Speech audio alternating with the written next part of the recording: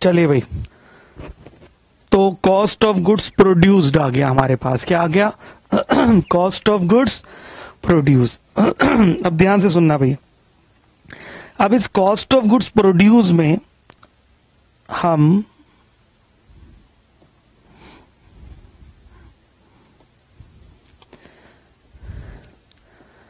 Add करेंगे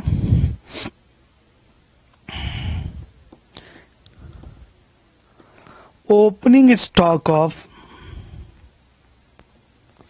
finish goods. हाँ जी, क्या ऐड करेंगे? Opening stock of finish goods, और इसमें से लेस करेंगे हम closing stock of finish goods. देखिए समझना, हम लोग कॉस्ट ऑफ गुड्स प्रोड्यूस तक पहुंच चुके हैं सर, पहुंच गए। अब आप इसमें ऐड करेंगे opening stock of finish goods. क्यों सर? अब सुनना ध्यान से। कॉस्ट ऑफ गुड्स प्रोड्यूस का मतलब होता है कि जो गुड्स हमने इस साल तैयार की है ना, ये उसकी कॉस्ट आ गई, ये उसकी कॉस्ट आ गई। अब स्टार्टिंग में हमने आपको बताया था कि जो कॉस्ट शीट है ना, वो दो चीजें बताती है। पहला कि गुड्स को बनाने में टोटल कितनी कॉस्ट आई, और जब हमने उसे बेचा तो बेचकर हमारा क्या सेलिंग प्राइस होगा, हमें कितना प्रॉफिट हुआ, कितना लॉस हुआ। क्लियर? अब सवाल उठता है गाइस, जो गुड्स आप बनाते हो सारी थोड़ी बिक जाती हैं, कुछ बच जाती हैं। तो बस यही हुआ, लास्ट ईयर कुछ गुड्स बच गई थी, तो अब उनका क्या करेंगे सर? उन्हें अगले साल बेचेंगे। तो इसीलिए हमने इसमें ओपनिंग स्टॉक ऐड कर दिया फिनिश गुड्स का। फिनिश गुड्स मतलब वो गुड्स हैं जो बिल्कुल रेडी हैं, बिल्कुल तैयार हैं। अब क्योंकि ये ओपनिंग स्टॉक है तो ये पिछले साल क्लोजिंग रहा होगा, तो ये बताता है उन गुड्स को जो लास्ट ईयर बच गई थी। तो अब इन्हें फेंकेंगे थोड़ी, इन्हें हम इस साल बेच देंगे। तो ध्यान से सुनना, जो गुड्स प्रोड्यूस हुई वो इतनी है, ये इस साल की गुड्स है जो हमने बनाई, ये पिछले साल की थी। अगर मैं इन दोनों को जोड़ता हूं तो मेरे पास आ जाती है total goods available for sale, कि ये टोटल गुड्स है जो मुझे बेचनी है। फिर अगर मैं इसमें से माइनस कर दूं जो इस साल बच गई, closing stock of finish goods, तो कितनी बिक गई ये मिल जाएगा।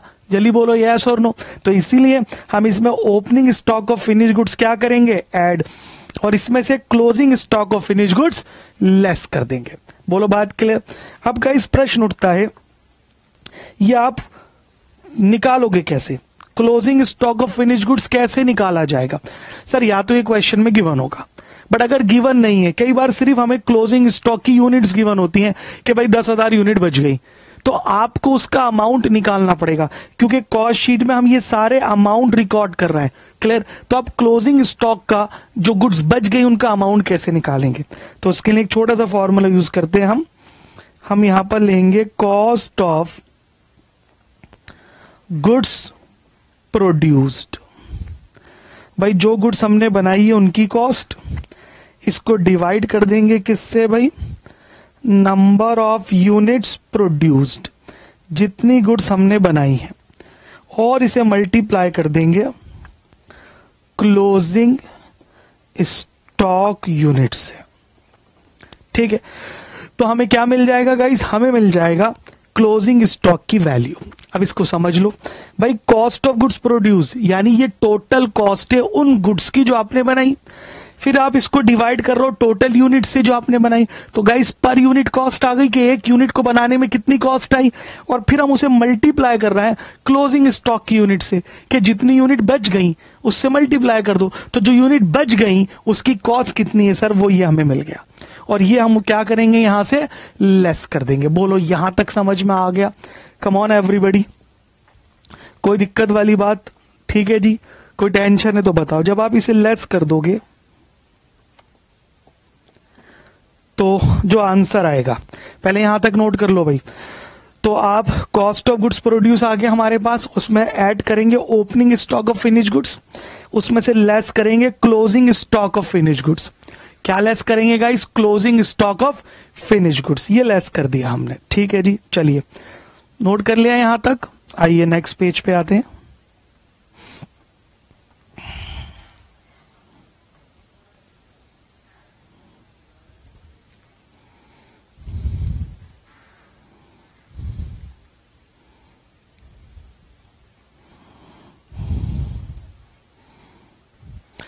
गाइस जो आंसर आया लेस करने के बाद हम इसको नाम देंगे कॉस्ट ऑफ गुड्स सोल्ड। क्या नाम देंगे? Cost of goods sold. यानी ये वो गुड्स हैं जो हमने टोटल क्या करी, बेच दी। बोलो बात क्लियर है? यानी ये उन बिकी हुई गुड्स की कॉस्ट है, क्लियर है, जो हमें बनाने में आई थी। अब इस कॉस्ट ऑफ गुड्स सोल्ड में गाइस आप ऐड करोगे सेलिंग एंड डिस्ट्रीब्यूशन एक्सपेंसेस। हाँ जी, क्या ऐड करेंगे इसमें हम? Selling and distribution expenses. बोलो जी बात क्लियर? जो आंसर आएगा उसे हम बोलते हैं कॉस्ट ऑफ सेल्स। गाइस ये सारे ब्रेकअप आपको याद रखने, क्या जोड़ने पर क्या बनता है, दिस इज वेरी इंपॉर्टेंट। क्या आता है? Cost of sale.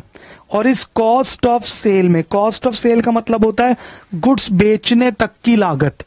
और सेलिंग एंड डिस्ट्रीब्यूशन कौन कौन से खर्चे होते हैं? एडवर्टीजमेंट, कमीशन, ये अभी हम सब डिटेल में डिस्कस करेंगे। तो आप इसमें ऐड कर देंगे कॉस्ट ऑफ सेल। बोलो जी बात क्लियर है? अब कॉस्ट ऑफ सेल के अंदर आप ऐड कर देंगे प्रॉफिट। क्या ऐड कर देंगे? प्रॉफिट। और गाइस जैसे ही आप प्रॉफिट ऐड करेंगे, the resultant answer would be sale. ठीक है जी, तो आ जाएगा आंसर सेल। बस हमें यहां तक कॉस्ट शीट पूरी बनानी है, तो यहां पर आकर हमारी कॉस्ट शीट कंप्लीट हो गई। प्लीज तो आपको ध्यान रखना है कि किस आइटम में क्या जोड़ने के बाद क्या रिजल्ट मिलता है। आई होप आप इस पॉइंट को अच्छे से याद करेंगे, गलती नहीं करेंगे इसके अंदर। तो guys this is the format of cost sheet. बोलो बात क्लियर है? तो अब अगर आपने पूरा फॉर्मेट समझा, हमने 3 तरह के ओवरहेड जोड़े इसमें। ओवरहेड यानी इनडायरेक्ट एक्सपेंसेस। पहला जोड़ा हमने फैक्ट्री ओवरहेड्स, फिर हमने जोड़ा ऑफिस एंड एडमिनिस्ट्रेशन ओवरहेड, और फिर हमने जोड़ा सेलिंग एंड डिस्ट्रीब्यूशन ओवरहेड। बोलो क्लियर है? अब हम ये सीखेंगे गाइस कि फैक्ट्री ओवरहेड में कौन से खर्चे आते हैं, ऑफिस एंड एडमिनिस्ट्रेशन ओवरहेड में कौन से खर्चे आते हैं, और सेलिंग एंड डिस्ट्रीब्यूशन में कौन से खर्चे आते हैं। चलिए आगे बढ़ते हैं। तो प्लीज आप यहां तक इसे नोट कर लीजिए फटाफट। तो कॉस्ट ऑफ गुड्स सोल्ड, इसमें ऐड करा कॉस्ट ऑफ सेल। ठीक है, तो अब आप एक बार फिर से शुरू से देख लीजिए कॉस्ट शीट। ठीक है भाई, तो यहां तक हम पहुंच गए थे। ठीक है, चलिए अब आप हेडिंग डालिए। अगली हेडिंग डालेंगे आप फैक्ट्री ओवरहेड्स। फैक्ट्री ओवरहेड्स, या इसी को हम एक नाम और देते हैं गाइस, वर्क ओवरहेड्स। ठीक है भाई। अब फैक्ट्री ओवरहेड या वर्क ओवरहेड का मतलब क्या है? सर इसका मतलब होता है सारे के सारे इनडायरेक्ट एक्सपेंसेस जो गुड्स को बनाने से संबंधित है। यानी ये वो इनडायरेक्ट एक्सपेंसेस है जो फैक्ट्री में खर्च हो रहा है, और फैक्ट्री में गुड्स क्या हो रही है? बनाई जा रही है। तो सर वो कौन कौन से खर्चे हैं जिसको आप फैक्ट्री में लेकर जाओगे? तो इसको आपको प्लीज याद रखना है। हम पूरी लिस्ट आपको दे रहे हैं। सबसे पहले हम इसमें लेंगे इनडायरेक्ट मटीरियल्स। याद रखना, डायरेक्ट मटेरियल प्राइम कॉस्ट का पार्ट है, डायरेक्ट मटेरियल प्राइम कॉस्ट का पार्ट है, और इनडायरेक्ट मटेरियल फैक्ट्री ओवरहेड का पार्ट है। बोलो जी बात क्लियर है? फिर आप इसमें लेंगे लूज टूल्स। अब सर लूज टूल्स क्या होता है? आपको पता है, प्लास, पेचकस, स्क्रू ड्राइवर, ये सारे लूज टूल आते हैं। बोलो जी बात क्लियर है? Then indirect wages, indirect wages. ठीक है जी। Then we have rent and rates. ठीक है जी, ये सिर्फ फैक्ट्री वाला, एफ फॉर फैक्ट्री। कई बार वो बोलता है रेंट एंड रेट जो है वो फैक्ट्री का अलग है, ऑफिस का अलग है, तो इसलिए आपको यहां पर सिर्फ कौन सा लेना है? फैक्ट्री वाला। तो ऑफिस वाला कहां जाएगा? ऑफिस एंड एडमिनिस्ट्रेशन में। बोलो जी बात क्लियर है? Then we have lighting and heating. ठीक है guys. Power and fuel, repairs and maintenance, repair and maintenance, ये सारे फैक्ट्री ओवरहेड है। बोलो जी, बात क्लियर है? ड्रॉइंग ऑफिस एक्सपेंसेस, हाँ जी, ये कंफ्यूज करता है सर, ये ऑफिस में जाना चाह रहे, नहीं भैया, आप एक प्रोडक्ट बना रहे हो तो उसका शेप वगैरह, उसकी ड्राइंग्स करने के लिए जो भी खर्चे होंगे वो फैक्ट्री का पार्ट है। तो ड्राइंग ऑफिस एक्सपेंसेस हमेशा किस में लेंगे आप? फैक्ट्री में लेंगे। बोलो जी, बात क्लियर है? Research and experiments,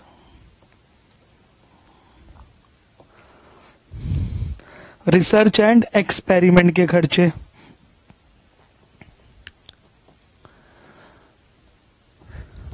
depreciation plant का फैक्ट्री में, ठीक है जी। इंश्योरेंस फैक्ट्री में, एफ फॉर फैक्ट्री, भाई इंश्योरेंस बिल्डिंग का होता है तो बिल्डिंग में सेलिंग डिपार्टमेंट भी है, ऑफिस डिपार्टमेंट भी है, फैक्ट्री भी है, तो फैक्ट्री वाला फैक्ट्री के हिस्से में जाएगा। बोलो जी, बात क्लियर है? And then work manager salary etcetera, ठीक है गाइस, ये सारे खर्चे कौन से कहलाए जाएंगे भाई? Factory overheads. तो these are the expenses which are incurred on the production of goods, इसलिए हम इसे फैक्ट्री में लेते हैं और हम इन सब को इनडायरेक्ट बोलते हैं। आई होप यहां तक मेरी बात बिल्कुल आपको समझ में आ गई होगी। तो दीज आर फैक्ट्री ओवरहेड या फिर वर्क ओवरहेड। तो क्वेश्चन में ये गिवन होंगे, तो आपको इन्हें कहां लेकर जाना है आप अच्छे से समझ गए हैं। चलिए नोट कर लीजिए प्लीज जल्दी से, वेरी क्विक। हो गया भाई? चलिए अब गाइस दूसरा आता हमारे पास ऑफिस एंड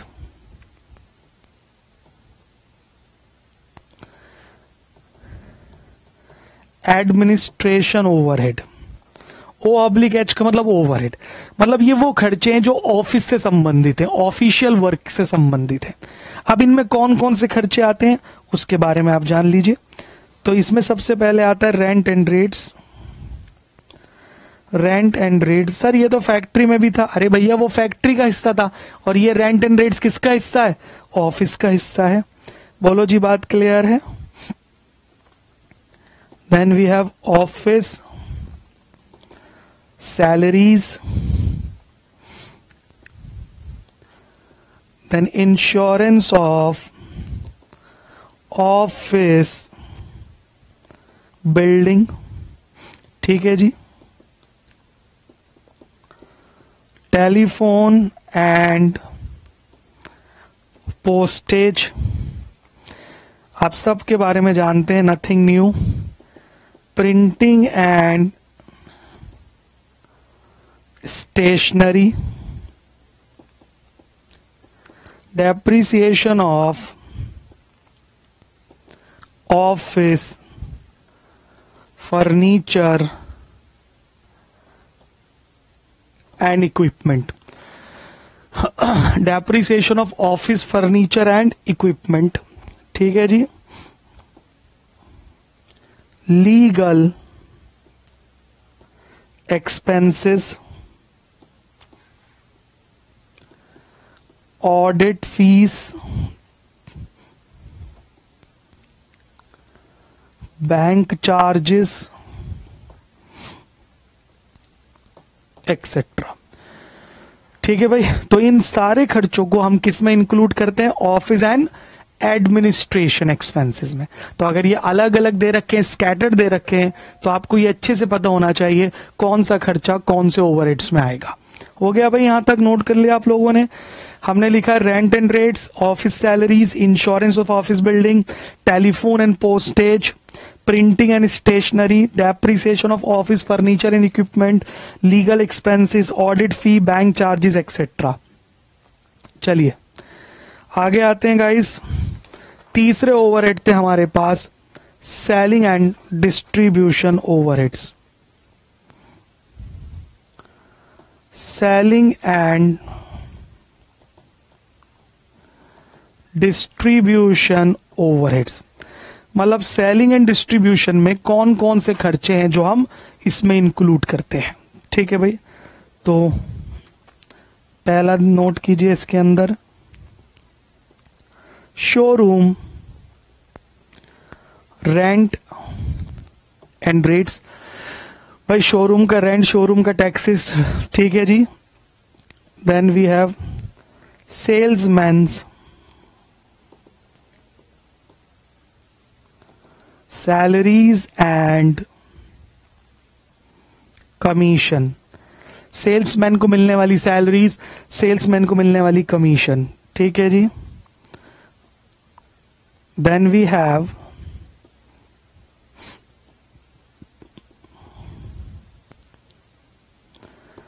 ट्रैवलिंग एक्सपेंसेस, ठीक है जी।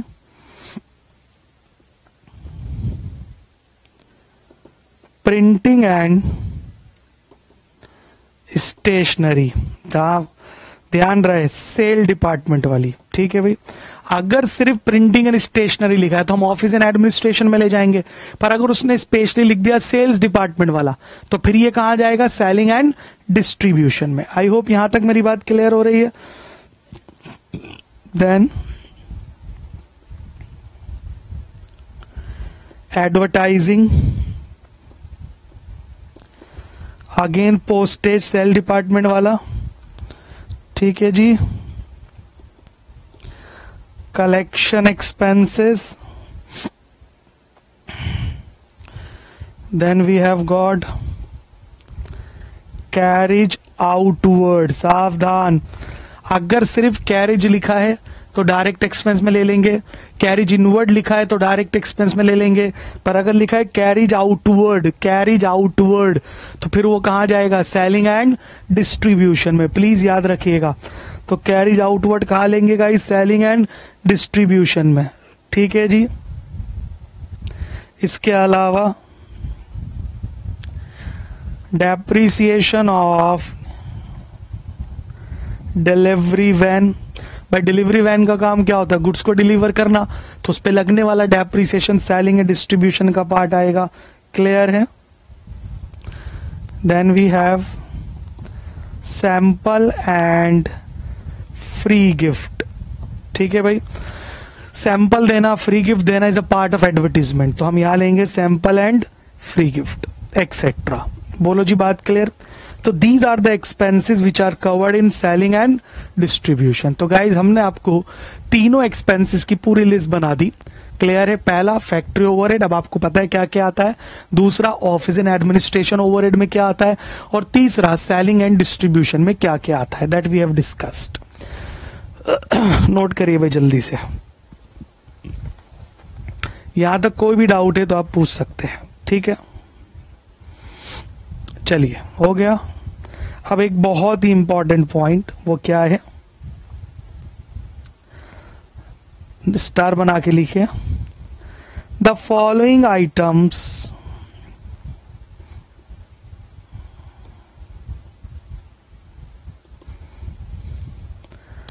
आर नॉट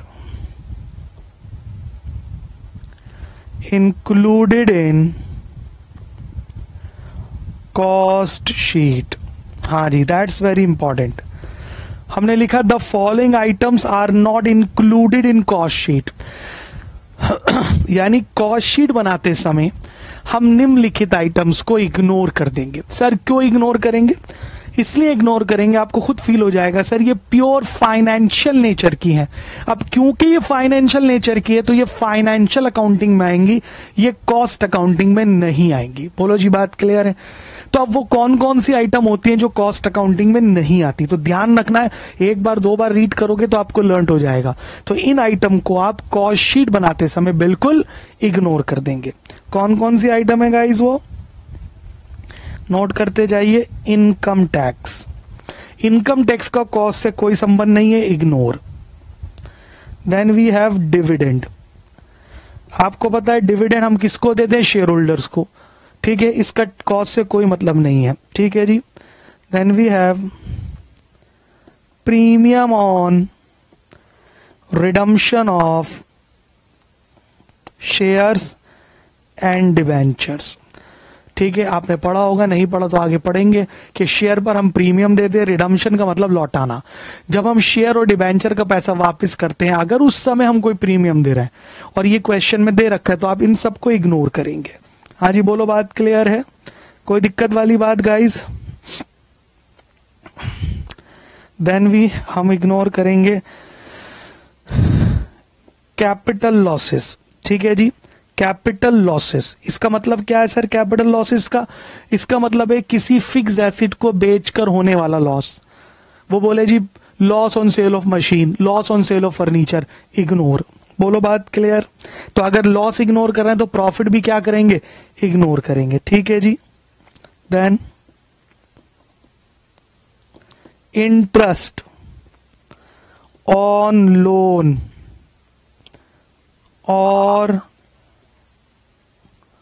डिबेंचर और बैंक इंटरेस्ट। याद रखना, इंटरेस्ट प्योर फाइनेंशियल आइटम है, इसका कॉस्ट से कोई लेना देना नहीं है, चाहे वो इंटरेस्ट ऑन लोन पर हो, चाहे वो इंटरेस्ट ऑन डिबेंचर हो, या फिर वो बैंक का इंटरेस्ट हो। ठीक है, किसी भी नाम से लिख दे, इंटरेस्ट इज इग्नोर।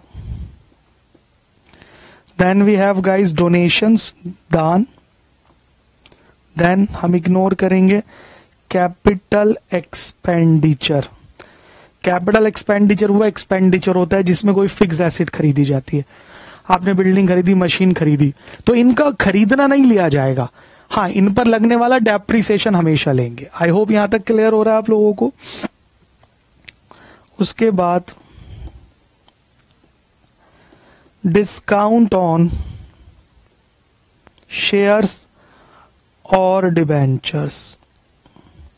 शेयर्स और डिबेंचर्स पे देने वाला डिस्काउंट क्या करेंगे गाइस? इग्नोर करेंगे। ठीक है जी।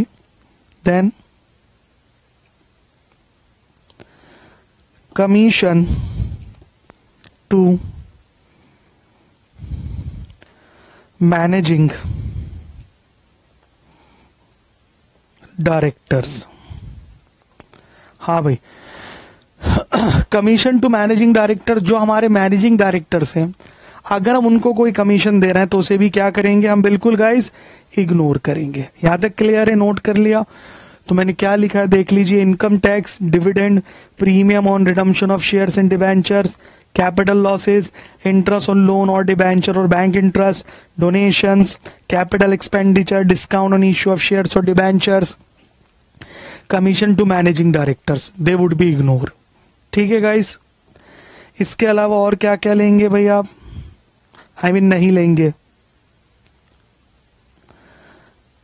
अंडरराइटिंग कमीशन, आपको पता है जब हम शेयर्स बिकवाते हैं ब्रोकर्स के थ्रू तो उनको जो कमीशन देते हैं that is called underwriting commission, उसे इग्नोर करेंगे। ठीक है जी। Then writing off goodwill and preliminary expenses. ठीक है भाई, हम गुडविल को इग्नोर करेंगे, प्रिलिमिनरी एक्सपेंसेस को भी इग्नोर करेंगे। ठीक है जी। Then reserve for bad debt या फिर provision for bad debt. Provision reserve almost same है, आप बिल्कुल इग्नोर करेंगे। कॉस्ट अकाउंटिंग में कोई प्रोविजन नहीं बनता। ठीक है जी। Next reserve and surplus. ठीक है जी। देन सिक्योरिटीज प्रीमियम, शेयर पर मिलने वाला प्रीमियम, सिक्योरिटीज प्रीमियम इग्नोर किया जाएगा। इंटरेस्ट ऑन कैपिटल आप इग्नोर करेंगे। ड्रॉइंग्स ऑफ प्रॉपराइटर की ड्राइंग जो है वो भी इग्नोर करेंगे। ठीक है जी। And all personal expenses of owner. Basically ये ड्राइंग्स में ही आता है, ठीक है जी। तो इन सारी आइटम्स को आप प्रॉपरली कंप्लीटली क्या करेंगे गाइस, इग्नोर करेंगे, ठीक है, क्योंकि ये आइटम कभी भी कॉस्ट शीट में यूज नहीं होती। तो गाइस फाइनली हमारा ये चैप्टर कॉस्ट शीट पूरा खत्म हो गया। आई होप आपको अच्छे से समझ में आ गया होगा कि कॉस्ट शीट क्या होती है, कॉस्ट शीट कैसे बनाते हैं, उसका पूरा फॉर्मेट, और these are the important points. अब हम उस पर बेस सम्स करेंगे, एग्जाम में किस तरह के सम्स आएंगे। तो चलिए, तो आपको प्लीज चैप्टर को अच्छे से गो थ्रू करना है। This is very very important for the exam. हो गया भाई, प्लीज नोट कर लीजिए इन सारे खर्चों को। इन सारी आइटम को आपको टोटली क्या करना है, इग्नोर करना है, ठीक है भाई। चलिए लेट्स स्टार्ट, ठीक है। तो ये था हमारा topic, format of cost sheet. I hope आपको अच्छे से समझ में आया होगा। जब सम्स इस पर करेंगे तो आपको और अच्छी कमांड हो जाएगी कि किस तरह से एग्जाम में ये पूछा जा सकता है, ठीक है भाई।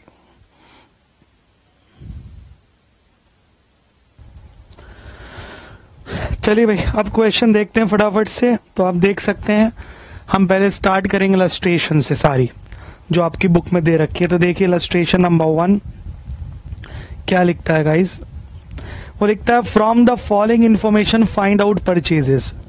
कहता है जी दी हुई इंफॉर्मेशन से आप हमें परचेजेस निकाल के दिखाओ। क्या निकाल के दिखाओ, परचेज। अब जरूरी नहीं कि एग्जाम में आपके पूरा फुल फ्लेज कॉस्ट शीट का सम आएगा, तो ये छोटे छोटे सम भी आ सकते हैं, ठीक है जी। तो पहला रॉ मटेरियल कंज्यूम दे रखा है 26,500, क्लोजिंग स्टॉक और ओपनिंग स्टॉक दे रखा है। अब वो कह रहा है परचेज निकालो। चलिए देखिए, हम जानते हैं रॉ मटेरियल कंज्यूम का फॉर्मूला होता है opening stock plus purchases minus closing stock. हाँ जी, यही फॉर्मूला होता है। ओपनिंग स्टॉक में आप परचेजेस प्लस करते हो और क्लोजिंग स्टॉक माइनस कर देते हो, बस वैल्यू रख दो। तो रॉ मटेरियल कंज्यूम दे रखा है 26,500, ओपनिंग स्टॉक 4,500, परचेज हमें निकालना है as it is minus closing stock 3,000। बोलो बात क्लियर। अब आपको क्या करना है, परचेज को यहीं छोड़ो, इन दोनों को उठा के उधर ले जाओ। तो परचेज को हमने यहीं छोड़ा, इधर पहले से 26,500 था, अब ओपनिंग स्टॉक प्लस है, उधर ले जाएंगे तो माइनस 4,500, क्लोजिंग स्टॉक माइनस है, उधर ले जाएंगे तो 3,000 प्लस। सॉल्व कर लीजिए। 26,500 में 3,000 जोड़ दो, 26,500 प्लस 3,000 माइनस कर दो 4,500, ठीक है जी। तो गाइस परचेजेस का अमाउंट आ गया हमारे पास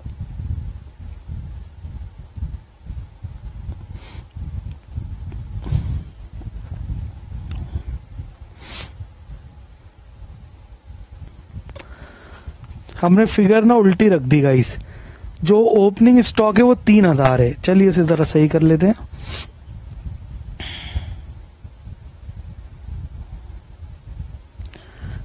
हाँ जी, ओपनिंग स्टॉक जो है वो है 3,000 और क्लोजिंग स्टॉक है 4,500। बोलो क्लियर है। तो चलिए, तो 26,500 में माइनस करेंगे 3,000 और प्लस करेंगे 4,500। तो 26,500 प्लस 4,500 माइनस 3,000, ठीक है जी। तो गाइस हमें आंसर आ जाएगा 28,000। तो देखो कितना आसान सम है। तो हमारी परचेजेस कितनी आ गई गाइस, 28,000। आई होप ये क्वेश्चन आपको समझ में आ गया होगा। Absolutely simple question, nothing else. चलिए आगे बढ़ते हैं। नोट कर लीजिए, raw material consume is equal to opening stock plus purchases minus closing stock. फिर आपने उसमें फिगर रख दी और अकॉर्डिंगली परचेजेस हमने निकाल लिया। चलिए नेक्स्ट क्वेश्चन पर आते हैं गाइस। क्वेश्चन नंबर 2 पर आइए। देखिए, प्राइम कॉस्ट दे रखी है 33,500, डेप्रिसिएशन दे रखा है 1,500 का, फैक्ट्री रेंट है 200% of depreciation, find out the factory cost. तो हमसे क्या पूछा है गाइस, उसने फैक्ट्री कॉस्ट पूछा है। तो चलिए सॉल्यूशन करते हैं, कितना आसान है। अब क्योंकि उसने प्राइम कॉस्ट हमें खुद दे दी तो ठीक है। तो प्राइम कॉस्ट आ गई 33,500। आपको पता है इसमें आप ऐड करते फैक्ट्री ओवरहेड्स। क्या ऐड करते हैं भाई, फैक्ट्री ओवरहेड। उसकी लिस्ट दे रखी है। पहला क्या ऐड करेंगे आप उसमें, डेप्रीसिएशन। Come on. तो अच्छा एक काम करते हैं, पहले फैक्ट्री रेंट दे रखा है, तो चलिए कोई बात नहीं। तो इसमें आप पहले ऐड करेंगे डेप्रिसिएशन 1500 है, फैक्ट्री रेंट जो है वो 200% है, ठीक है। चलिए हम सही कर रहे थे, कोई बात नहीं। प्राइम कॉस्ट 33,500 फैक्ट्री ओवरहेड, तो इसमें आप पहला क्या ऐड करेंगे भाई, डेप्रिसिएशन। कितना डेप्रिसिएशन, 1500 रुपए। फिर आप इसमें ऐड करेंगे फैक्ट्री रेंट। फैक्ट्री रेंट वो कह रहा है डेप्रिसिएशन का 200% है, तो 1500 का 200% निकाल लीजिए। और गाइस 200% का सीधा सीधा मतलब होता है डबल कर दीजिए, 3000। बस और तो कुछ है नहीं, दोनों को जोड़ दीजिए तो हमें क्या मिल जाएगी भाई, हमें मिल जाएगी फैक्ट्री कॉस्ट। तो 33,500 प्लस 1500 प्लस 3000, ठीक है। So answer is 38,000। ठीक है भाई, तो हमारे पास फैक्ट्री कॉस्ट आ जाती है 38,000। यहां तक कोई दिक्कत है तो पूछ सकते हैं भाई, प्लीज एवरीबॉडी।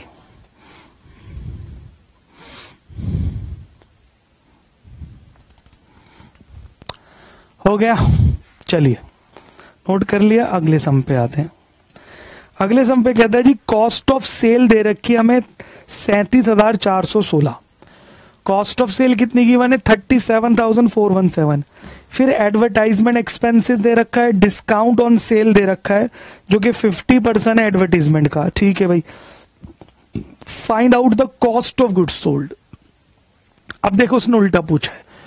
अगर आपको कॉस्ट शीट का फॉर्मेट याद है तो कॉस्ट ऑफ गुड्स सोल्ड में हम ऐड करते हैं सेलिंग एंड डिस्ट्रीब्यूशन एक्सपेंसेस, तो आ जाता है कॉस्ट ऑफ सेल। क्या आ जाता है, कॉस्ट ऑफ सेल। अब उसने कॉस्ट ऑफ सेल दे रखा है और हमसे कॉस्ट ऑफ गुड्स सोल्ड पूछ रहा है, तो उल्टा चलना है। तो जो सेलिंग एंड डिस्ट्रीब्यूशन एक्सपेंसेस आप ऐड करते थे अब वो लेस कर दीजिए, तो रिजल्टेंट फिगर क्या आ जाएगी, कॉस्ट ऑफ गुड्स सोल्ड। बोलो क्लियर। चलिए तो लेट स्टार्ट, कैसे करेंगे देख लीजिए। हम शुरू करेंगे कॉस्ट ऑफ सेल से। तो कॉस्ट ऑफ सेल कितना गिवन है गाइस, 37,416। इसमें से लेस करेंगे आप सेलिंग एंड डिस्ट्रीब्यूशन ओवरहेड। हाँ जी, पहला क्या दे रखा है इसमें, एडवर्टाइजमेंट, तो इसे लेस कर देंगे। कम ऑन, तो एडवर्टाइजमेंट कितना है भाई, 600 रुपए, ये लेस हो जाएगा। और क्या लेस करेंगे सर, दो ही तो दे रखे हैं, डिस्काउंट ऑन सेल। वो कह रहा है वो एडवर्टाइजमेंट का 50% है, तो 600 का 50% 300। इन दोनों को लेस कर दीजिए, तो 37417 माइनस 600 माइनस 300, तो 36,517। 37,416 है, तो 36,516। और इसको क्या नाम देंगे गाइस हम, कॉस्ट ऑफ गुड्स सोल्ड। तो आप देख पा रहे हैं कितना सिंपल है, इजीली हमने इसे सॉल्व कर दिया। देख लीजिए भाई, कोई दिक्कत है तो पूछ सकते हैं, very very important.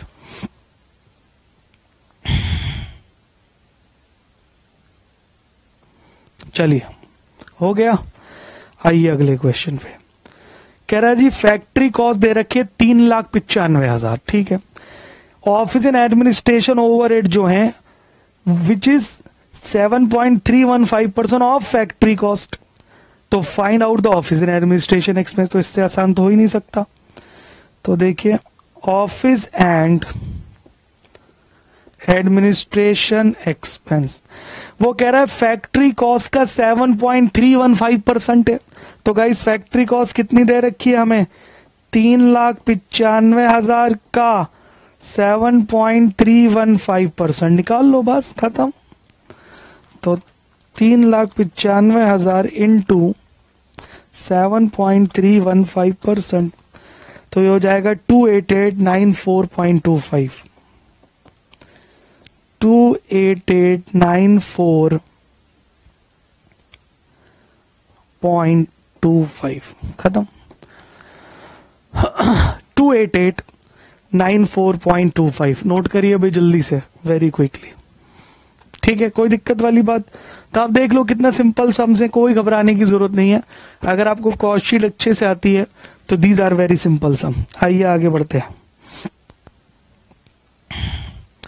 Next sum पे आते हैं भाई। कहता है ग्रॉस फैक्ट्री कॉस्ट दे रखी है हमें 58,000, नेट फैक्ट्री कॉस्ट दे रखी है 54,000, opening WIP 8,000, find out the closing WIP। तो आप कह रहे हैं हमसे क्लोजिंग WIP आप निकाल कर दिखाओ। कैसे दिखाओ? Closing WIP। तो देखो कितना आसान है, बड़ी सीधी सी बात है, ध्यान से देखना। हमें गिवन है ग्रॉस फैक्ट्री कॉस्ट, कितनी गिवन है गाइस? 58,000। ठीक है, आपको पता है इसमें आप प्लस करते हो ओपनिंग WIP। सर वो कितना दे रखा है? 8,000। ये आप उसमें प्लस करते हो, फिर आप इसमें से माइनस करते हो क्लोजिंग WIP। सर ये हमें नहीं पता, तो आंसर आता है नेट फैक्ट्री कॉस्ट। वो दे रखा है हमें, कितना दे रखा है? Net factory cost 54,000। बोलो बात क्लियर है? अब वो कह रहा है सर क्लोजिंग WIP की फिगर बताइए। तो बड़ी सीधी सी बात है, हमें ये चाहिए क्लोजिंग WIP, तो इन दोनों को जोड़ो, उसमें से ये 54 माइनस कर दो, आ जाएगा आंसर। तो 58,000 प्लस 8,000, सर ये हो गया 66,000। तो 66,000 में से क्या माइनस करो कि 54 आ जाए? बोलो क्लियर है? तो 66 में से आप 54 माइनस कर दो,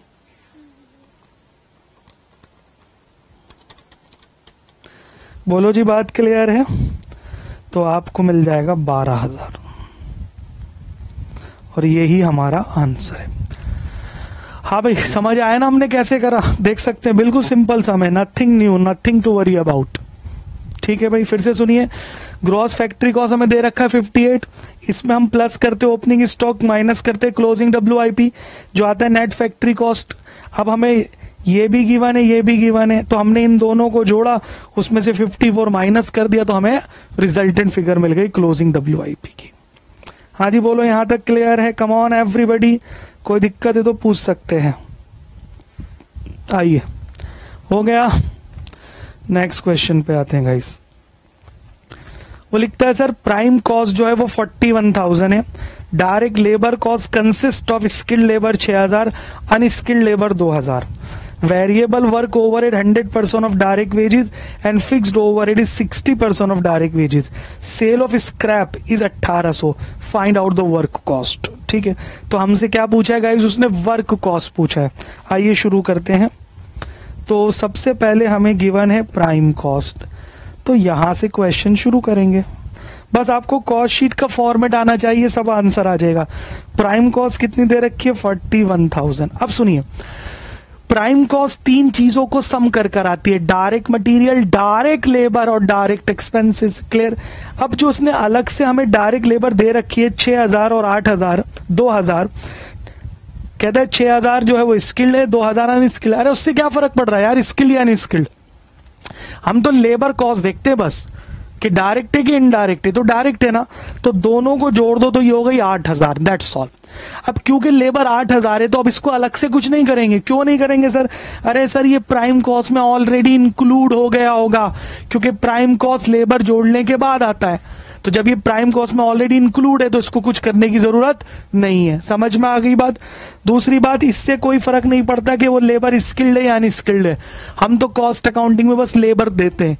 तो मैं देखूंगा डायरेक्ट लेबर कॉस्ट 2,000 की है, बोलो क्लियर?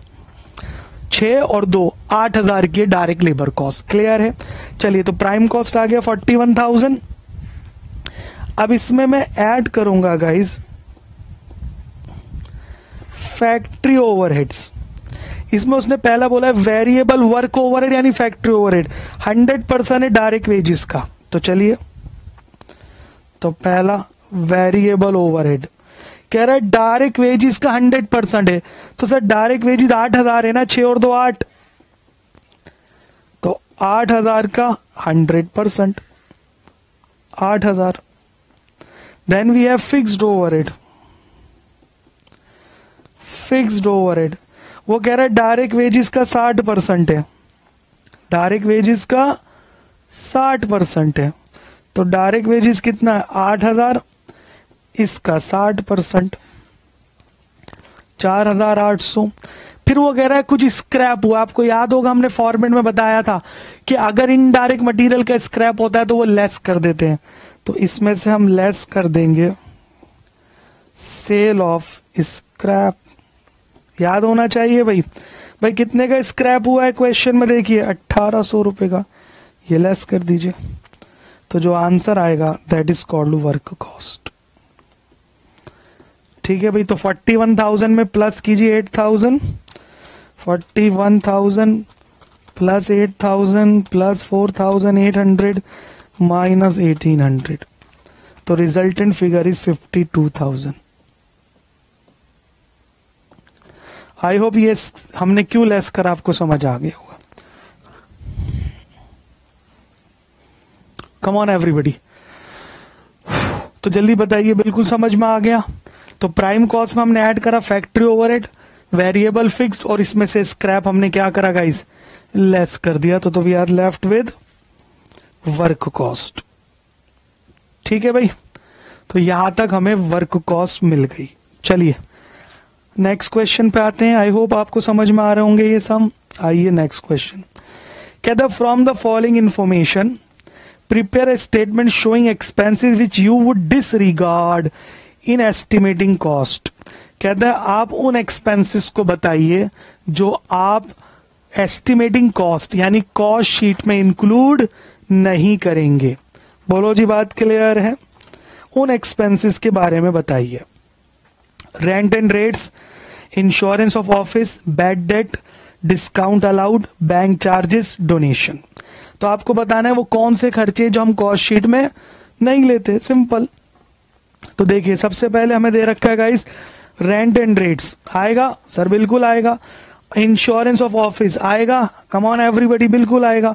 बैड डेट सर ये नहीं आएगा, ये फाइनेंशियल आइटम है, तो बैड डेट नहीं लेंगे 200 रुपए का। डिस्काउंट अलाउड ये भी नहीं लेंगे, ये फाइनेंशियल आइटम होती है। डिस्काउंट अलाउड कितना? 300 रुपए। ठीक है भाई, और क्या नहीं लेंगे गाइस हम? डोनेशन नहीं लेंगे। बैंक चार्जेस लेते हैं हम, आपको याद होगा कहां लेते हैं, 150। बस टोटल कर दीजिए, 3 और 2 5 और 1 6, 650। टोटल 650 रुपए हम नहीं लेंगे। बोलो बात क्लियर है? So these are the expenses जो हम कॉस्ट शीट बनाते समय नहीं लेते। Clear? Bad debt, discount and donation. I hope यहां तक क्लियर हो गया होगा आप लोगों को। कम ऑन एवरीबॉडी, चलिए आगे बढ़ते हैं। क्वेश्चन नंबर 8 पर आ जाइए।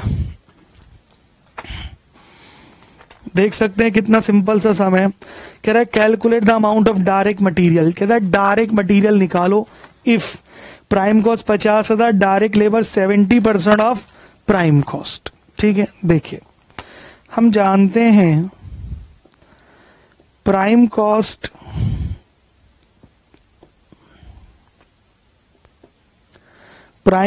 Is always equal to direct material plus direct labour plus direct expenses. हाँ जी, जो प्राइम कॉस्ट है वो 3 चीजों का सम होता है, डायरेक्ट मटेरियल, डायरेक्ट लेबर और डायरेक्ट एक्सपेंसेस।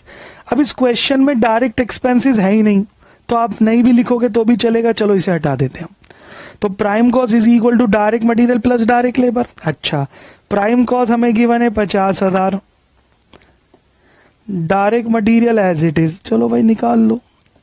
डायरेक्ट लेबर 70% है प्राइम कॉस्ट का, तो 50,000 का 70% 35,000।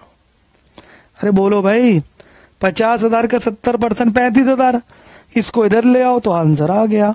तो direct material is equal to 50,000 minus 35,000। So direct material कितने का आ गया guys? 15,000। As simple as that. बोलो क्लियर? हमने डायरेक्ट एक्सपेंसेस क्यों हटा दिए सर? क्वेश्चन में नहीं दे रखे ना कुछ भी, इसलिए हटा दिए। जरूरी थोड़ी है कि आप पूरा ही लिखो। ठीक है भाई, देख सकते हो कितना सिंपल सम था। आई होप आपको अच्छे से समझ में आ गया होगा। Nothing to worry about. हो गया भाई? Come on everybody. चलिए अगले सम पे आते हैं भाई। कहता है direct material 80,000, direct labour 60, factory overhead 90,000, beginning goods in process. In process का मतलब होता है WIP। जब भी वर्ड है इन प्रोसेस इसका मतलब WIP, और जब लिखा है बिगिनिंग तो इसका मतलब हुआ opening WIP। 15,000। The cost of goods manufactured is rupees 2,45,000। Cost of goods manufactured का मतलब होता है कॉस्ट ऑफ प्रोडक्शन। ठीक है जी। What is the cost assign to the ending goods in process? What is the cost assign to the ending goods in process?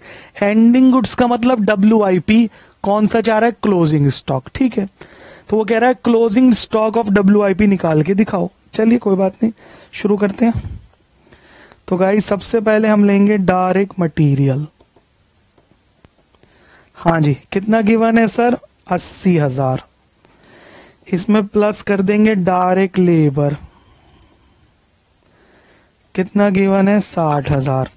देखो direct expenses तो नहीं है सर? नहीं है तो नहीं है तो नहीं है, हम क्या करें? Prime cost 1,40,000। क्लियर? अब इस प्राइम कॉस्ट में आप ऐड करोगे फैक्ट्री ओवरहेड्स। वो कितने दे रखे हैं गाइस? 90,000। तो जैसे ही फैक्ट्री ओवरहेड ऐड करोगे तो हम इसे बोलते हैं ग्रॉस फैक्ट्री कॉस्ट। तो 1,40,000 में 90,000 जोड़ दो। 1,40,000 प्लस 90,000, ये हो गया सर 2,30,000। ठीक है भाई, यहां तक कोई दिक्कत वाली बात? 2,30,000। अब इस ग्रॉस फैक्ट्री कॉस्ट में अब ऐड करोगे ओपनिंग WIP। सर कितना गिवन है ओपनिंग WIP? कम ऑन, 2,30,000 में ओपनिंग WIP कितना गिवन है? 15,000। इसमें से लेस करोगे क्लोजिंग WIP, वो तो हमें गिवन ही नहीं है, तो आ जाएगा कॉस्ट ऑफ मैन्युफैक्चर्ड। इसका मतलब क्या है? Factory cost. चलिए, कॉस्ट ऑफ गुड्स मैन्युफैक्चर्ड कितना दे रखा है सर? 2,45,000। अब फिर वही बात, इन दोनों को जोड़ो, उसमें से 2,45 माइनस कर दो, क्लोजिंग WIP आ जाएगा।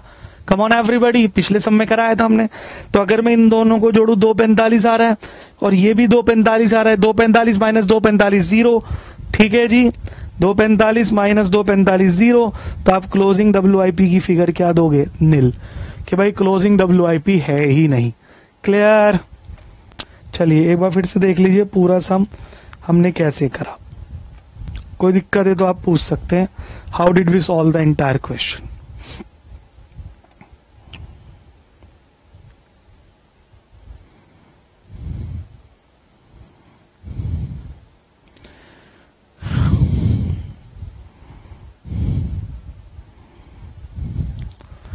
हाँ जी गाइस, कोई भी डाउट है थोड़ा सा भी तो आप मेरे साथ साथ डिस्कस कर सकते हैं कि हमने किस तरह से इस क्वेश्चन को वर्कआउट किया है। चलिए, हो गया भाई, अगले क्वेश्चन पे आते हैं। अब कह रहा है given data, finish goods opening दे रखा है उसका 30,000, फिनिश गुड्स क्लोजिंग दे रखा है 50,000, कॉस्ट ऑफ गुड्स सोल्ड दे रखा है 1,90,000। What will be the value of cost of production? तो कह रहा है कॉस्ट ऑफ प्रोडक्शन की वैल्यू निकालिए। ठीक है, अब जरा गाइस ध्यान से सुनना। भाई कॉस्ट ऑफ प्रोडक्शन में आप ऐड करते हो opening stock of finish goods, less करते हो closing stock of finish goods, तो आता है कॉस्ट ऑफ गुड्स सोल्ड। बोलो क्लियर। तो इस क्वेश्चन में कॉस्ट ऑफ गुड्स सोल्ड दे रखा है, हमें वापस ऊपर आना है। तो ऊपर आना है मतलब उल्टा कर दो, जो ऐड करते हो वो लेस कर दो और जो लेस करते हो वो ऐड कर दो, तो आंसर आ जाएगा सर। हाँ आ जाएगा। तो चलिए हमें क्या गिवन है guys, cost of goods sold. Sir वो गिवन है 1,90,000। इसमें आप प्लस कर दीजिए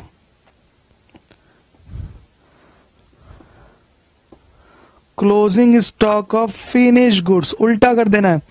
तो क्लोजिंग स्टॉक कितना है 50,000 और इसमें से माइनस कर दीजिए opening stock of finish goods. Sir वो कितना है 30,000। तो आपको क्या मिल जाएगा, आपको मिल जाएगा गाइस कॉस्ट ऑफ प्रोडक्शन। ये हो गया 240 माइनस 30, 2,10,000। तो कॉस्ट ऑफ प्रोडक्शन कितनी आ गई 2,10,000। आप चेक कर पा रहे हैं हम किस तरह से कर रहे हैं, बस हमें चीजों को क्या करना है, रिवर्स कर देना है। क्या कर देना गाइस, रिवर्स। ठीक है। कॉस्ट शीट का फॉर्मेट देखिए and you can easily understand कि हमें करना क्या है। चलिए हो गया। आइए अब आता है गाइस अगला क्वेश्चन हमारा। कहता है prepare a statement of cost from the following data to show material consume, prime cost, factory cost, cost of goods sold and profit. तो इनडायरेक्टली गाइस हमसे वो पूरी कॉस्ट शीट बनवा रहा है। चलिए पूरी कॉस्ट शीट बना देंगे। Raw material 1/1/2015, 31/12/2015। तो मैं इसे बोलूंगा ओपनिंग और इसे बोलूंगा क्लोजिंग। बोलो क्लियर। तो raw material opening closing, WIP opening closing, finish goods opening closing. Purchase of material during the year, wages paid, factory overhead, administrative overhead, selling and distribution overhead और सेल। क्लियर। तो अब अगर हमें जो चीज चाहिए वो चाहिए भाई prime cost, material consume, factory cost, cost of goods sold and profit. और आपको पता है कॉस्ट शीट में हमें इन सारे प्रश्नों का उत्तर मिल जाएगा। तो गाइस आइए हम पूरी की पूरी क्या बनाएंगे, कॉस्ट शीट बनाएंगे। आप क्वेश्चन देख लीजिए ध्यान से और ये इलस्ट्रेशन 11 है बुक का, प्लीज चेक करिए ध्यान से। हो गया भाई। चलिए शुरू करते हैं। तो let start with what, cost sheet. Cost sheet. चलिए सबसे पहले हम लेंगे डायरेक्ट मटेरियल कंज्यूम्ड। क्या लेंगे भाई, डायरेक्ट मटेरियल कंज्यूम्ड। और आपको पता है कंज्यूम का फॉर्मूला क्या होता है, opening stock plus purchases plus expenses on purchases minus closing stock minus cell value of या स्क्रैप वैल्यू ऑफ मटेरियल। अब ऐसा ये सारी चीज तो इस क्वेश्चन में है नहीं, तो इस क्वेश्चन में सबसे पहले हमें गिवन है ओपनिंग स्टॉक। क्वेश्चन में देखते जाइए 60,000, इसमें प्लस करेंगे परचेजेस, सर वो दे रखी है 9 लाख, माइनस करेंगे क्लोजिंग स्टॉक, वो दे रखा है 50,000। तो 9,60,000 में से 50 गया, तो गाइस ये आ जाएगा हमारे पास 9,10,000। ठीक है भाई। तो डायरेक्ट मटेरियल कंज्यूम्ड आ गया 9,10,000। आई होप कोई दिक्कत वाली बात नहीं है। चलिए अब इस डायरेक्ट मटेरियल कंज्यूम्ड में आप क्या लेंगे भाई, वेजेस पेड, प्लस कर देंगे वेजेस पेड। हाँ जी, कितना वेजेस पे करा है हमने, 5 लाख रुपए का। प्लस हम करते हैं डायरेक्ट एक्सपेंसेस, सर वो है नहीं क्वेश्चन में, तो जैसे ही आप वेजेस पे कर देंगे so the resultant figure is called prime cost. भाई डायरेक्ट एक्सपेंसेस है ही नहीं तो मैं क्या करूं, 14,10,000 ये आ गई हमारे पास प्राइम कॉस्ट। कोई दिक्कत वाली बात, ठीक है भाई। अब इस प्राइम कॉस्ट में आप प्लस करेंगे फैक्ट्री ओवरहेड्स। तो अगर आप क्वेश्चन में देखें सर फैक्ट्री ओवरहेड्स हमें दे रखे हैं 2 लाख रुपए के, चेक करो भाई 2 लाख, तो ये हो गया 16,10,000, ठीक है भाई। और इस 16,10,000 को आप नाम दोगे ग्रॉस फैक्ट्री कॉस्ट। क्या नाम देंगे भाई, हम इसे बोलेंगे ग्रॉस फैक्ट्री कॉस्ट 16,10,000। यहां तक क्लियर है। अब आपको पता है इस ग्रॉस फैक्ट्री कॉस्ट में हम प्लस करेंगे opening stock of WIP, work in progress. तो अगर आप देखो सर इसका ओपनिंग स्टॉक दे रखा है 24,000 और इसमें से माइनस करेंगे क्लोजिंग स्टॉक ऑफ WIP और क्लोजिंग स्टॉक दे रखा है 30,000, ये माइनस, तो 16,10,000 में 24 जोड़ा तो 16,34,000, उसमें से 30,000 हमने माइनस कर दिया, तो बचेगा गाइस 16,04,000 और इसको हम नाम देंगे नेट फैक्ट्री कॉस्ट, या फिर आप इसे बोल सकते हो नेट वर्क कॉस्ट। ठीक है, समझ में आ रहा है बिल्कुल। बस कॉस्ट शीट का फॉर्मेट याद रखना है, रेस्ट इज वेरी सिंपल। ठीक है भाई, तो आप देख लो अभी तक हम नेट फैक्ट्री कॉस्ट तक पहुंच गए। सबसे पहले हमने निकाला डायरेक्ट मटेरियल कंज्यूम्ड, फिर उसमें वेजेस प्लस करा प्राइम कॉस्ट, उसमें से फैक्ट्री ओवरहेड प्लस करा ग्रॉस फैक्ट्री कॉस्ट, उसमें ओपनिंग WIP प्लस करा, क्लोजिंग माइनस करा, तो नेट फैक्ट्री कॉस्ट 16,04,000। ठीक है, चलिए नेट फैक्ट्री कॉस्ट तक हम आ चुके हैं, तो मैं इसको फिर से यहां लिख दूं, नेट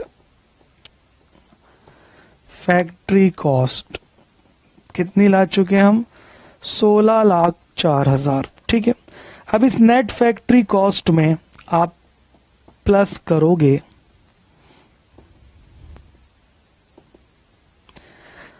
एडमिनिस्ट्रेशन ओवरहेड। चेक करो सर, एडमिनिस्ट्रेशन ओवरहेड दे रखे हैं 50,000 रुपए के, तो जैसे आप इसमें 50,000 जोड़ोगे तो हम इसको नाम देते हैं कॉस्ट ऑफ गुड्स प्रोड्यूस्ड, तो ये हो जाएगा 16,54,000। ठीक है भाई, कॉस्ट ऑफ गुड्स प्रोड्यूस 16,54,000।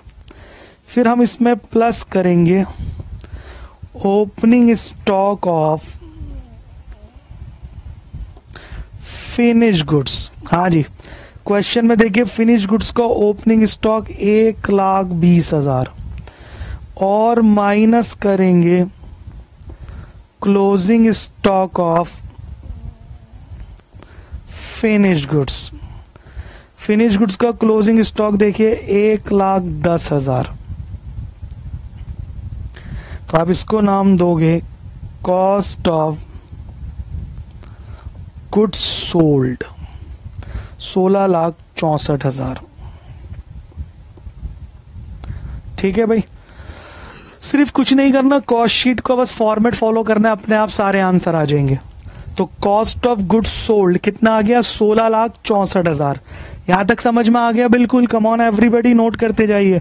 तो cost of goods sold we have got 16,64,000। ठीक है, अब इस कॉस्ट ऑफ गुड्स सोल्ड में आप प्लस करोगे selling and distribution overheads. Guys, expenses बोले या ओवरहेड्स बोले, दोनों का मतलब सेम होता है, कोई घबराने की जरूरत नहीं है। तो ये आ जाएगा आंसर कॉस्ट ऑफ सेल 16,94,000। ठीक है भाई, तो कॉस्ट ऑफ सेल आ गई हमारे पास 16,94,000। अब आपको पता है इस कॉस्ट ऑफ सेल में हम प्लस करेंगे प्रॉफिट। तो सर जैसे ही मैं प्रॉफिट प्लस करूंगा तो मुझे सेल मिल जाएगी। कम ऑन एवरीबॉडी। अब सर प्रॉफिट तो दे नहीं रखा, तो बट अगर आप क्वेश्चन में देखो सेल तो दे रखी है 20 lakh. Come on everybody, sale दे रखी है 20 लाख। ठीक है, तो अगर मैं इस 20 लाख में से सेल में से कॉस्ट ऑफ सेल 16,94,000 माइनस कर दूं तो बताना प्रॉफिट आ जाएगा नहीं आ जाएगा? हाँ, तो आप इस सेल में से 16,94,000 माइनस कर दो तो जो प्रॉफिट आ जाएगा वो आ जाएगा बैलेंसिंग फिगर, यानी कि डिफरेंस।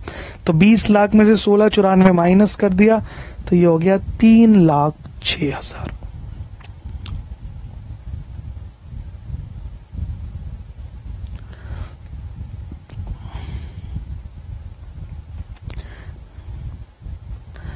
$3,06,000। तो प्रॉफिट आ गया गाइस 3,06,000 रुपए का। और यहां पर आकर हमारा क्वेश्चन खत्म। तो अगर आप देखें इस क्वेश्चन में उसने हमसे सिर्फ और सिर्फ क्या बनवाया गाइस? कॉस्ट शीट बनवाई है जो हमने पूरी बना दी। Nothing to worry about. ठीक है, चलिए कोई भी डाउट है तो आप डिस्कस कर सकते हैं if you got any doubt. ठीक है, सो इस क्वेश्चन में हमें क्या बनानी थी? Cost sheet. बस आप नोट कर लीजिए, शुरू से देख लीजिए एक बार।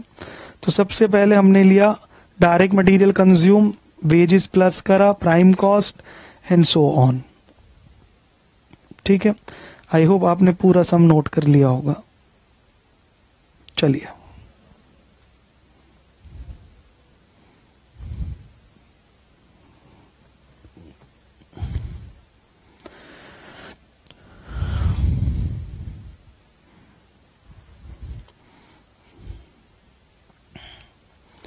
आइए अगले क्वेश्चन पे आते हैं। इलस्ट्रेशन 12, थोड़ा सा बड़ा समय देखेंगे भाई। कहता from the following particular prepare a cost statement, का मतलब होता है cost sheet showing the component of total cost and profit for the year. अब ये दे रखा है 1/1/2001, 31/12/2001। तो अब आप समझ चुके हो ये ओपनिंग है और ये क्लोजिंग है। Opening stock of finish goods दे रखा है 60,06,000 और stock of finish good 15 closing. Raw material का ओपनिंग क्लोजिंग, WIP का ओपनिंग क्लोजिंग। ठीक है, फिर परचेज ऑफ रॉ मटेरियल है, कैरिज इनवर्ड है और वेजेस है, वर्क मैनेजर सैलरी है, फैक्ट्री एम्प्लॉय सैलरी है, factory rent, taxes and insurance, power expenses, other production expenses.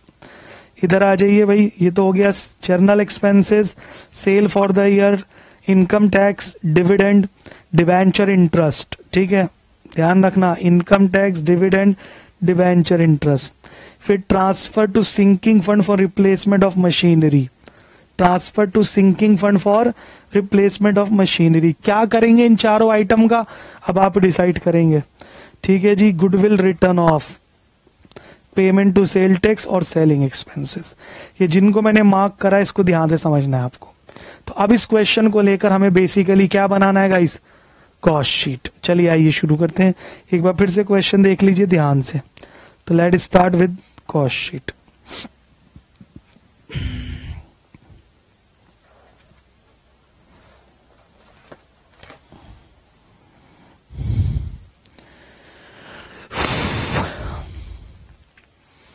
आज ही शुरू करें, चलिए। तो let start with cost sheet.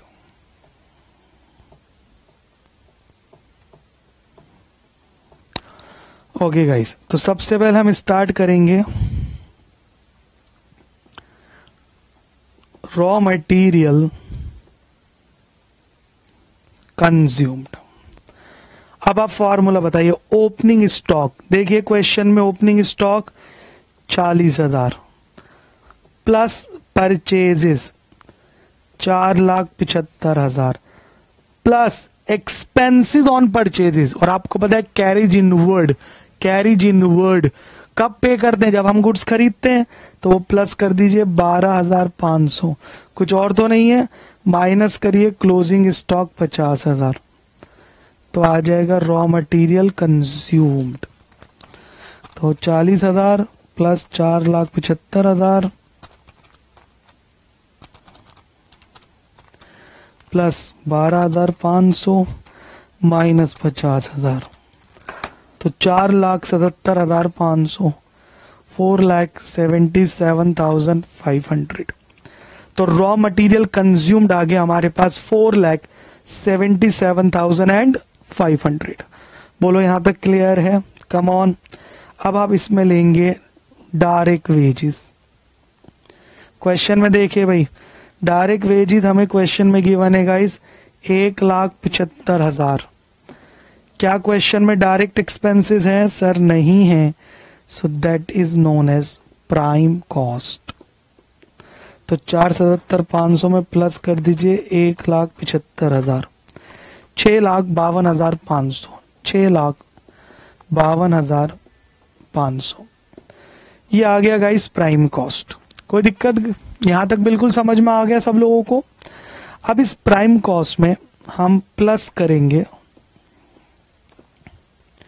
Factory overheads. Sir वो सारे खर्चे जो फैक्ट्री में आते हैं, ठीक है। अब आपको इसमें ढूंढना है वो कौन कौन से खर्चे जो फैक्ट्री में आते हैं, ठीक है जी। ऊपर क्वेश्चन में देखिए भाई, फैक्ट्री में आने वाले खर्चे, वर्क मैनेजर सैलरी, सर हाँ। फैक्ट्री एम्प्लॉय सैलरी, हाँ। Factory rent, taxes, insurance, yes. Power expenses, yes. Other production expenses, yes. ठीक है जी। क्यों? क्योंकि प्रोडक्शन कहाँ होती है? फैक्ट्री में। तो ये सारे चारों खर्चे हम फैक्ट्री में ले लेंगे। क्या क्या? Work manager salary, factory employ salary, factory rent, power और अदर प्रोडक्शन। ठीक है भाई। चलिए इन चारों को हम यहाँ पर ऐड कर देंगे। तो क्या क्या है सर? पहला क्या था इसमें? Work manager salary. Work manager salary sir कितनी है? 30,000 रुपए। ठीक है। Factory employ salary, factory employ salary ये भी कितनी है सर? 60,000 रुपए। Come on. उसके बाद factory rent, taxes and insurance, factory rent, taxes and insurance 7,250। फिर पावर एक्सपेंसेस, पावर एक्सपेंसेस कितने? 9,500। उसके बाद other production expenses, other production expenses ये कितने सर? 43,000। इनका टोटल कर दीजिए। तो देखिए 30,000 प्लस 60,000, 7,250 प्लस 9,500 प्लस 43,000, 149,750। तो ये हो गया 149,750। इसको जोड़ दीजिए 6,52,500 में, 6,52,500। तो 8,02,250, 8,02,250। इसको आप नाम देंगे गाइस ग्रॉस फैक्ट्री कॉस्ट। हाँ जी, यहां तक बोलो क्लियर है? फैक्ट्री ओवरहेड अलग अलग दे रखे थे, हमने उसमें से सर्च कर और लिख दिया। अब ये आ गए हमारे पास ग्रॉस फैक्ट्री कॉस्ट। यहां तक बोलो कोई दिक्कत? अब इस ग्रॉस फैक्ट्री कॉस्ट में आप प्लस करेंगे opening stock of WIP। Opening stock of WIP check कीजिए 15,000 और माइनस करेंगे क्लोजिंग स्टॉक ऑफ WIP। तो क्लोजिंग स्टॉक है 10,000, ये माइनस।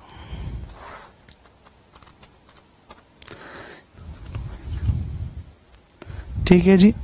तो ये आ गया 807,250 और इसको हम नाम देंगे गाइस नेट फैक्ट्री कॉस्ट। जल्दी बोलिए, यहां तक क्लियर है प्लीज? हाँ जी। तो हमें मिल गया नेट फैक्ट्री कॉस्ट। कितनी मिल गई? 807,250 is basically the net factory cost. ठीक है। यहां तक कोई प्रॉब्लम है गाइस? नेट फैक्ट्री कॉस्ट तक आ गए हम लोग। ठीक है। चलिए आइए अब इस नेट फैक्ट्री कॉस्ट में आप प्लस करते हैं ऑफिस एंड एडमिनिस्ट्रेशन ओवरहेड। क्या प्लस करेंगे? Office and administration overhead. आइए जरा ऊपर क्वेश्चन में देखिए जरा। सर ये तो हो गया, ये भी हो गया, अब तो सर बस यही बचा हुआ है जर्नल एक्सपेंस। भाई जर्नल है, इसके बारे में कुछ है ही नहीं, तो जर्नल है तो अंडरस्टूड ऑफिस का होगा, ठीक है। तो इसको ऑफिस एंड एडमिनिस्ट्रेशन में ले जाएंगे 32,500। क्लियर है? Journal expense 32,500। बोलो जी, बात क्लियर है? तो हमारे पास आ जाएगा cost of production. Cost of production को ही हम बोलते हैं कॉस्ट ऑफ गुड्स प्रोड्यूस्ड। 32,500 तो 839,750, 839,750। हाँ जी, मेरी बात क्लियर है? कम ऑन एवरीबॉडी, 839,750। ठीक है। अब जिनको मैंने मार्क करा था, पहला इनकम टैक्स सर नहीं आएगा, फाइनेंशियल आइटम में नहीं आएगी, डिविडेंड नहीं आएगा, डिबेंचर इंटरेस्ट नहीं आएगा, ट्रांसफर टू सिंकिंग फंड नहीं आएगा, गुडविल रिटर्न ऑफ नहीं आएगा। बोलो जी, बात क्लियर है? पेमेंट ऑफ सेल टैक्स नहीं आएगा। तो ये सारे एक्सपेंसेस हमारी कॉस्ट शीट में नहीं आएंगे। क्यों नहीं आएंगे सर? हमने पूरी लिस्ट लिखवाई थी, ये सारे फाइनेंशियल नेचर के हैं, hence ignore, hence ignore. I hope ये बिल्कुल आपको पॉइंट समझ में आ गया होगा। कम ऑन एवरीबॉडी, चलिए वापिस आ जाते हैं। तो हम कॉस्ट ऑफ प्रोडक्शन तक आ गए। अब इसमें हम प्लस करेंगे opening stock of finish goods. हाँ जी, देखिए फिनिश गुड्स का ओपनिंग स्टॉक कितना दे रखा है सर? 6,000 दे रखा है। इसमें माइनस करेंगे हम closing stock of finish goods. देखिए क्लोजिंग स्टॉक कितना दे रखा है? 15,000, ये माइनस। ठीक है जी।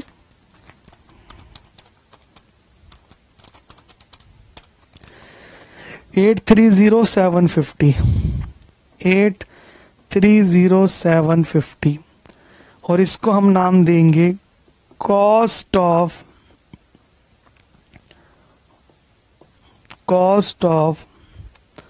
Goods sold. हाँ जी, क्या आ गया? Cost of goods sold. ठीक है भाई, चलिए अब इस कॉस्ट ऑफ गुड्स सोल्ड में हम प्लस कर देंगे सेलिंग एक्सपेंसेस।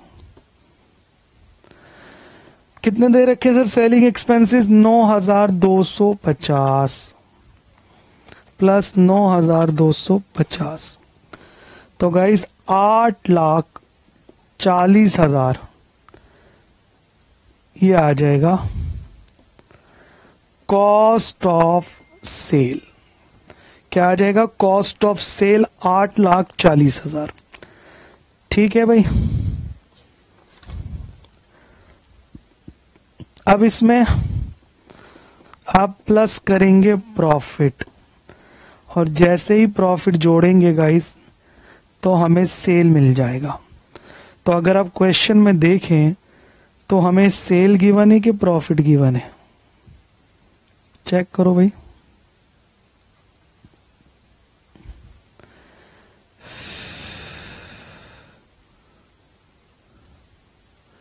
सेलिंग एक्सपेंस दे रखा है, प्रॉफिट निकालना है।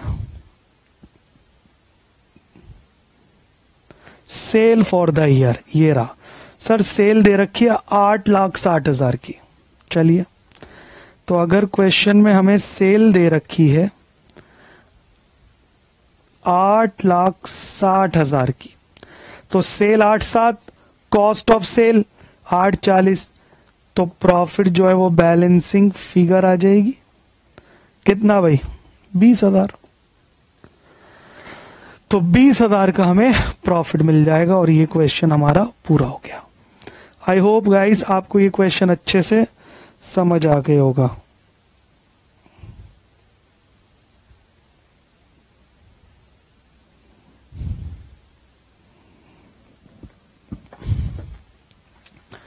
हाँ जी, कोई भी दिक्कत है तो आप डिस्कस कर सकते हो. If you got any least doubt so please ask me. Clear? So guys that was the question which is now over. चलिए आगे बढ़ते हैं भाई.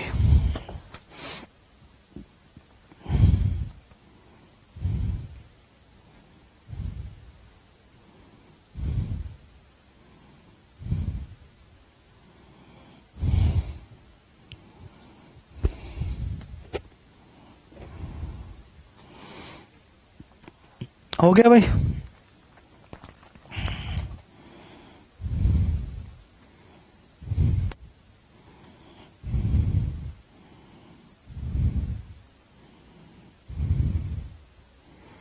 हो गया. चलिए अब आते हैं हम अगले क्वेश्चन पर. लास्ट क्वेश्चन ये लिखता है सर, देखिए, mister Gopal furnishes the following data relating to manufacturing of standard during the month of April. ठीक है जी, मैन्युफैक्चरिंग ऑफ स्टैंडर्ड प्रोडक्ट होगा ये during the month of April. ठीक है भाई. Raw material consume 15,000, direct labour 9,000, machine our work 900 घंटे. Machine our work मतलब machine चलिए 900 घंटे. मशीन आवर रेट और 1 घंटे के हमारे 5 रुपए खर्च होते हैं. ठीक है भाई. एडमिनिस्ट्रेटिव ओवरहेड 20% है वर्क कॉस्ट का. सेलिंग ओवरहेड है 0.5 पर यूनिट. 0.5 per unit. हमने यूनिट बनाई 17,100, जिसमें से यूनिट बिक गई 16,000, 4 रुपए पर यूनिट के हिसाब से. ठीक है भाई. You are required to prepare a cost sheet from the above showing the cost per unit, profit per unit sold and the profit for the period. चलिए, तो दैट वाज द क्वेश्चन. क्या बनाना है गाइस? कॉस्ट शीट बनाना. ये अच्छा question है, इसे mark कर लीजिए, इंपॉर्टेंट. ठीक है, तो आप इस क्वेश्चन को मार्क कर लेंगे, इंपॉर्टेंट.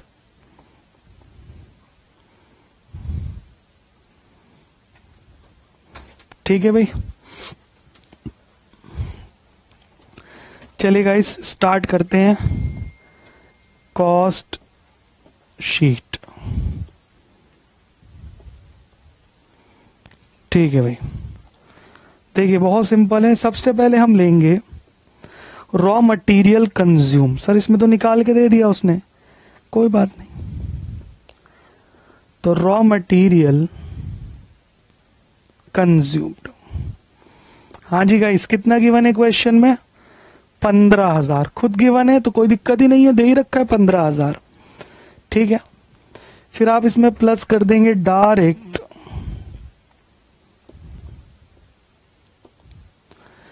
Labour charges.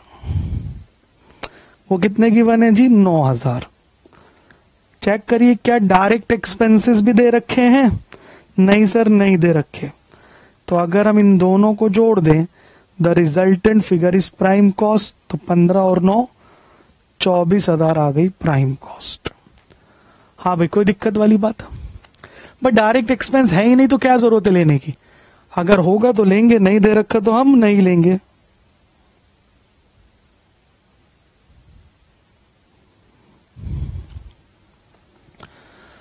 ठीक है गाइस. चलिए अब आप इसमें प्लस करेंगे फैक्ट्री ओवरहेड्स. अब ध्यान से सुनना, फैक्ट्री ओवरहेड्स प्लीज फोकस करो. अब देखो सर, फैक्ट्री ओवरहेड डायरेक्ट तो नहीं दे रखा उसने, इनडायरेक्ट दिया. भाई फैक्ट्री में क्या होता है? प्रोडक्ट बनता है, और प्रोडक्ट किससे बनता है? मशीनों से बनता है. तो जो मशीन चलाने में जो खर्चा आएगा ना, वही हमारा फैक्ट्री ओवरहेड होगा. आई रिपीट, मशीन चलाने में जो खर्चा आएगा गाइस, वही क्या होगा?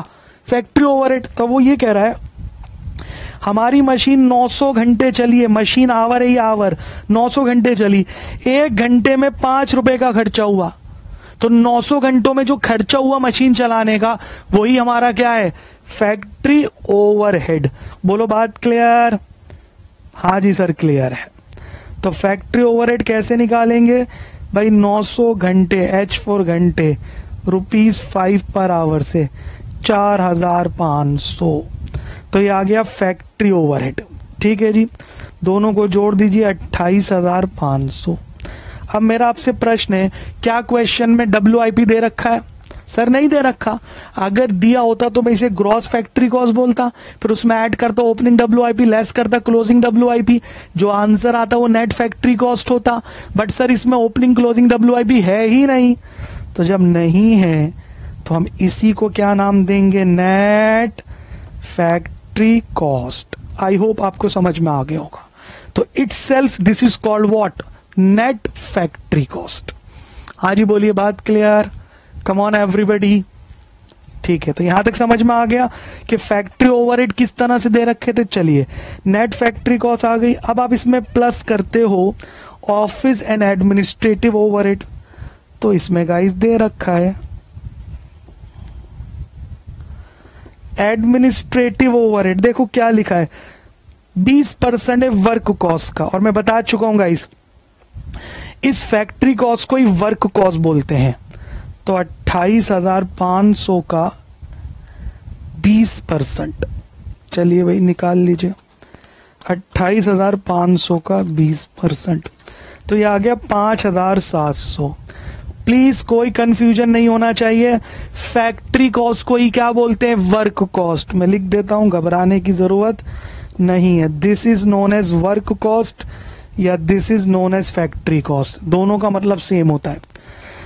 तो इसका 20% लिया, 5,700 प्लस कर दीजिए 28,500 में, तो ये हो गया 34,200। इसको हम बोलते हैं गाइस कॉस्ट ऑफ प्रोडक्शन, या आप इसी को बोलेंगे cost of goods produced. Cost of production, या इसी को क्या बोलेंगे हम? Cost of goods produced. Clear? Now अब इस कॉस्ट ऑफ प्रोडक्शन में ध्यान से सुनना, आप प्लस करते हो opening stock of finish goods. Sir opening stock of finish goods कहीं दिख रहा है क्वेश्चन में? देखो भाई, ये रहा क्वेश्चन आपके सामने, can you see it somewhere? नहीं सर, कहीं नहीं दिख रहा। कहीं नहीं दिख रहा तो मतलब होगा नहीं, जब है नहीं तो हम क्यों टेंशन ले रहे हैं? नहीं, इसमें से माइनस करेंगे हम closing stock of finish goods. अब सावधान, closing stock of finish goods. Sir closing stock of finish goods का मतलब होता है वो गुड जो बच गई, जो नहीं बिकी। सर वो भी तो नहीं दे रखा। नहीं, आप गलत हो, दे रखा है। ध्यान से देखो, वो कह रहा है हमने यूनिट प्रोड्यूस की 17,100। कम ऑन एवरीबॉडी, उसमें से सेल हुई है 16,000। तो गाइस 17,100 बनाई थी, उसमें से 16,000 बेच दी, तो 1,100 बच गई। अरे बोलो क्लियर है? कितनी बच गई? 1,100 यूनिट बच गई। तो अगर यही तो क्लोजिंग स्टॉक होता है। अच्छा, तो 1,100 यूनिट तो बच गई, ये तो यूनिट आए ना, मुझे इसकी क्या निकालनी पड़ेगी? कॉस्ट। क्या? कॉस्ट। अब वही है जो मैंने आपको फॉर्मेट में सिखाया था, आप फटाफट फॉर्मेट में चेक कर सकते हो कि क्लोजिंग स्टॉक की वैल्यू कैसे निकालते हैं। हम लेते हैं कॉस्ट ऑफ यूनिट प्रोड्यूस्ड या cost of production divided by total unit produce multiply by unit unsold. तो अच्छा, 1,100 बची हुई है, इसको दिमाग में रखना। अब देखो कैसे निकालेंगे हम। फॉर्मूला था कॉस्ट ऑफ प्रोडक्शन। हाँ जी, हमारी कॉस्ट ऑफ प्रोडक्शन कितनी है? 34,200। चेक करो, 34,200 कॉस्ट ऑफ प्रोडक्शन है। क्लियर है गाइस? हमने कितनी यूनिट बनाई है क्वेश्चन में? देखो भाई, हमने यूनिट बनाई है 17,100। इसको डिवाइड कर दो तो एक यूनिट की कॉस्ट आ गई। क्लोजिंग स्टॉक की कितनी यूनिट है? 1,100। इससे इंटू कर दो, तो 34,200 को डिवाइड करेंगे 17,100 से, मल्टीप्लाई कर देंगे 1,100 से, तो क्लोजिंग स्टॉक की वैल्यू आ गई 2,200। आई होप आपको ये पूरी तरह समझ में आ गया होगा। तो सर कैसे पता चला इस क्वेश्चन में क्लोजिंग स्टॉक है? उन दो इंफॉर्मेशन से पता चला, जिसमें वो कह रहा है यूनिट प्रोड्यूस हुई है 17,100 और बिकी कितनी है? 16,000। तो आप इसमें से ये लेस कर दीजिए, तो जैसे ही आप इसे लेस कर देंगे तो आ जाएगा कॉस्ट ऑफ गुड्स सोल्ड। तो 34,200 माइनस 2200, तो कॉस्ट ऑफ गुड्स सोल्ड आ गया गाइस 32,000। बस इस क्वेश्चन में यही ट्विस्ट था। आई होप पूरी तरह समझ में आ गया होगा। ठीक है भाई, तो कितना आ गया गाइस? 32,000 आ गया हमारे पास कॉस्ट ऑफ गुड्स सोल्ड। चलिए अब इस कॉस्ट ऑफ गुड्स सोल्ड, चलिए मैं इसे यहां लिख देता हूं, कॉस्ट ऑफ गुड्स सोल्ड 32,000। अब इसमें आप प्लस करेंगे सेलिंग एंड डिस्ट्रीब्यूशन एक्सपेंसेस। अब वो कह रहा है सर सेलिंग एक्सपेंसेस जो है ना वो है 4 रुपए पर यूनिट, तो भैया जितनी यूनिट बेची उसी पे तो आएंगे। तो 16,000 यूनिट बेची हैं, एक यूनिट पर सेलिंग ओवरहेड है 50 पैसे, एक यूनिट पर 50 पैसे। ध्यान रखना सेलिंग ओवरहेड उसने दे रखा है पर यूनिट 50 पैसे, तो एक यूनिट पर 50 पैसे आए, और सेलिंग ओवरहेड उतनी यूनिट पर आते हैं जितनी आपने बेची है। तो हमने बेची कितनी है? 16,000, और एक यूनिट पे 50 पैसे खर्च हुए हैं, तो 16,000 पे कितने खर्च हुए हैं? 8,000। कम ऑन एवरीबॉडी, तो हमारा आ गया cost of sale 40,000। Come on everybody, यहां तक क्लियर? चलिए अब कॉस्ट ऑफ सेल में ना हम प्लस करेंगे प्रॉफिट, और जैसे ही प्रॉफिट प्लस करेंगे गाइस